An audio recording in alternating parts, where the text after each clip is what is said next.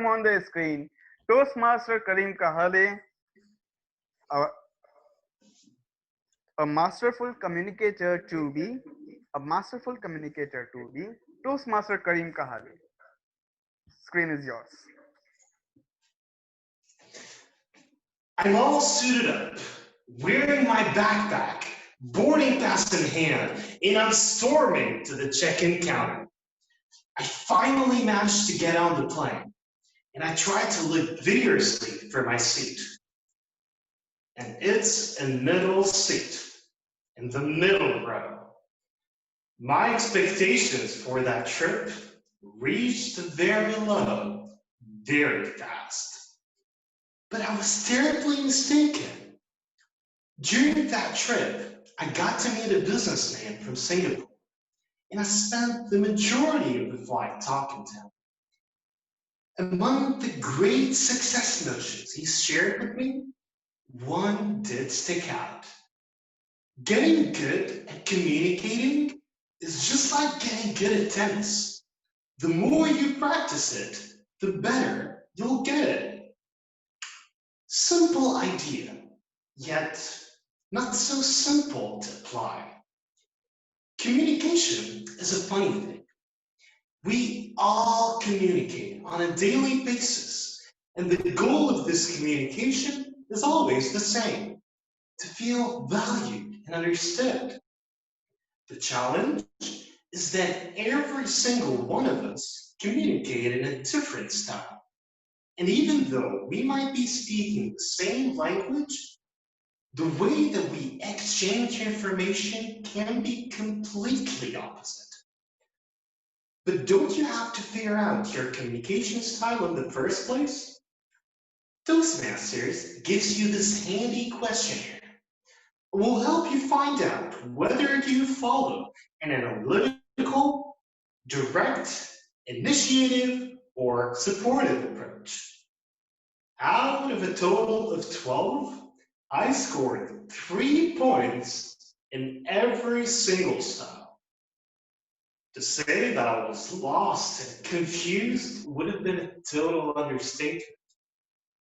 But it actually made me think about it. Maybe my style is really just versatile. You see, I've spent the past 7 years working in sales. Socializing, debating, communicating, that's all part of my bread and butter. But over time, I managed to tune my communication style to adapt to the person I'm with or the situation I'm in. So today, I will be sharing with you how I can identify the 4 different communication styles and how I adapt to each and every one. So let us start with number 1, the analytical communicator. He is precise and highly logical. He is the kind of person that will be taking notes and paying attention to all the facts and figures. Around this communicator, I try my best to stay as organized and rational, while also giving him some time to ask questions. And he will ask questions. A lot. Number 2, the direct communicator. He's very decisive and straight to the point. Actually overwhelming at times. Why? Try to remember your very first day at work. How did you feel? I felt very anxious. All the different faces, all the different names, all the new things that I have to learn. And in the midst of this inner chaos, my boss would rush into the office, sit right next to me, and start listing all the different expectations and goals that I have to do.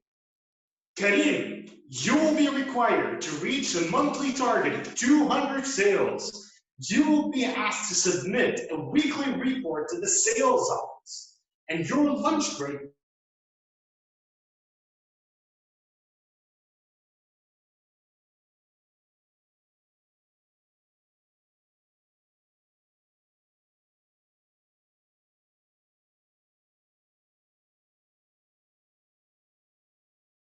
what I have to say. And finally comes number 4, the supportive communicator. This one is rather calm and steady. He's the kind of person that would be observing and listening to all I have to say. My best practice around this communicator is to try to make him feel as at home and comfortable as much as possible. Because as soon as I do that, he will be willing to share more information about it. The lesson to be learned here is that we all communicate in different ways. We have to acknowledge that every single one of us has his own different communication style, and that's completely okay. We must use this understanding as a guide to communicate with people around us, to make them feel valued and understood. So keep that in mind. People won't remember what you said. They won't remember what you did. But what they will remember is how you made them feel. Mr. Toastmaster.